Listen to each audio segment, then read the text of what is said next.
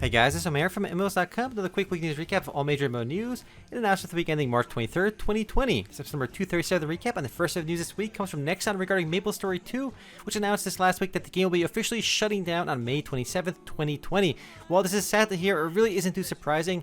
The game's player base was strong out of the gate when it launched, but quickly fell and was averaging just 490 players or so online at any given time on Steam alone, after falling nearly double-digit percentage every single month since its October 2018 release date.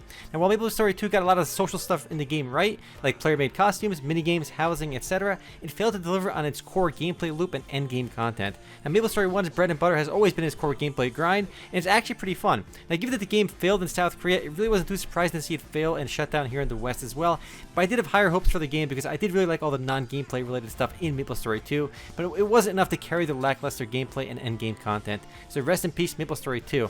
Keep in mind though, the game servers will be open until May 27th. Next up, the previously announced Guild Wars 2 update, Visions of the Past, Steel and Fire Episode 1 is now live, and besides the new story content, the latest update introduces strike missions, which are basically boss encounters for up to 10 players to tackle. Also include our new legendary trinkets, steel warband weapon skins, and the new Eye of the North hub area. There's also some changes to profession skills and some other bug fixes. Expect more episodes of this content arc coming out in the next few months as well. Moving right along, we have a small update for an oldie. RF Online launched a new progression server earlier this month called RF Evolution through its European publisher 4Game.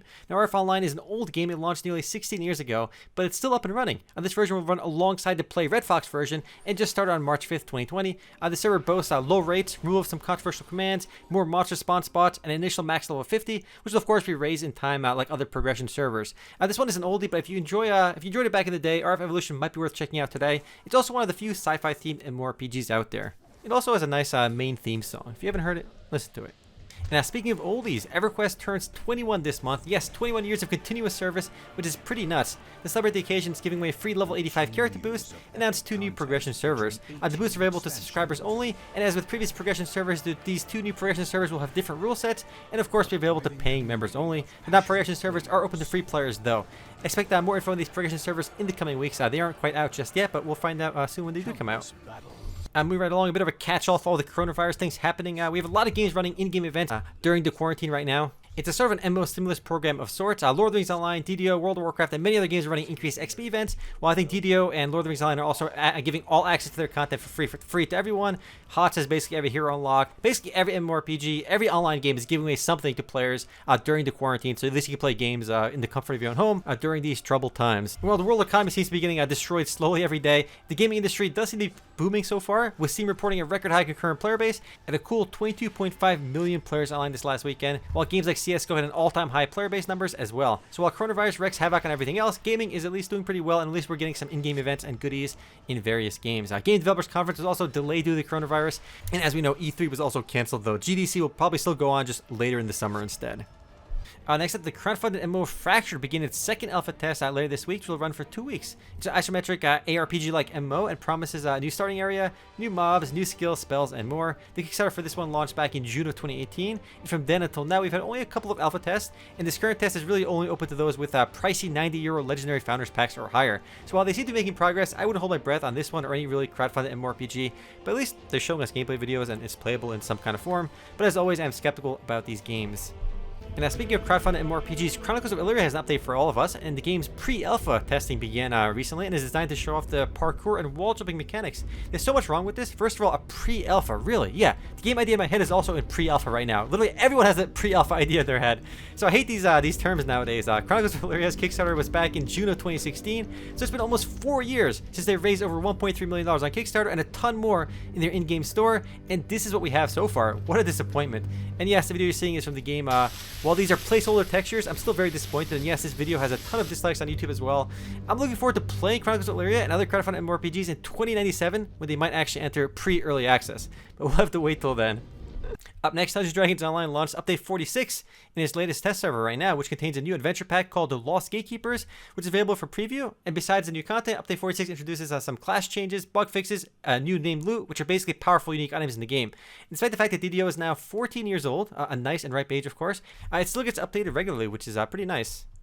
Next up, Manticore Games began alpha testing for their new game development platform called Core, which is a free all-in-one game creation, content sharing, and game playing platform. It's basically a simple to use engine to make games which anyone can jump into and make their own game.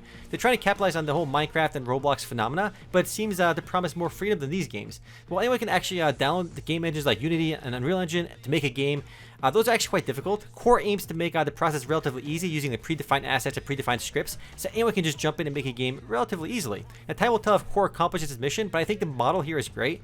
The most popular genres of our day came from player-made mods and maps for existing games, such as Tower Defense, which started in StarCraft, MOBAs, which began from Warcraft 3, Battle Royale became a mod from Arma, even Auto Chess came out of Warcraft 3's Pokemon Defense or Auto Chess on Dota 2.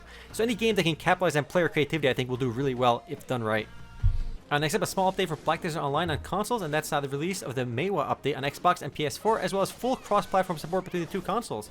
I'd like to eventually see full cross-platform support between PC as well, but for some reason, very few MMORPGs ever achieve PC to console crossplay support. You have games like Path of Exile, ESO, BDO, and a lot of other MMORPGs that never get cross-platform play with PC.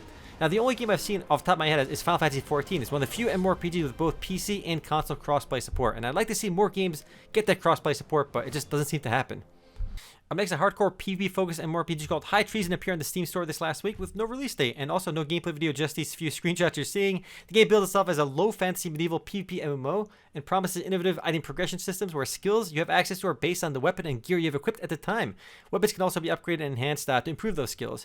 No word on when this game comes out or really too much about it, as there's no release date on the Steam page either, but it's nice to see more game companies trying to make MMOs. Unfortunately, the game's focus on PvP may limit its appeal, as hardcore PvP-focused games never tend to do very well. I guess it's because they don't have a very wide appeal.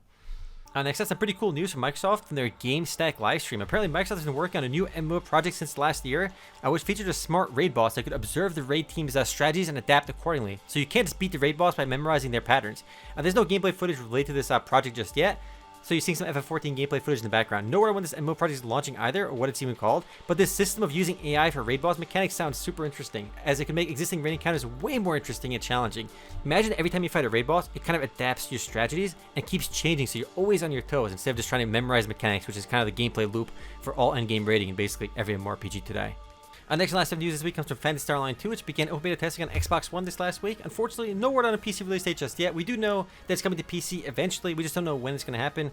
While the release is 8 years late from the Japanese release originally, better late than never, I guess. It's also worth mentioning that PSO2 is actually a hugely successful game in Japan. It's regularly touted as one of the highest grossing games in Sega's portfolio, so there's clearly something to it.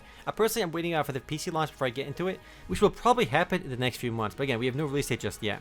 Anyway, guys, that is it for MMO News this week. I'll see you guys next week. Later, guys.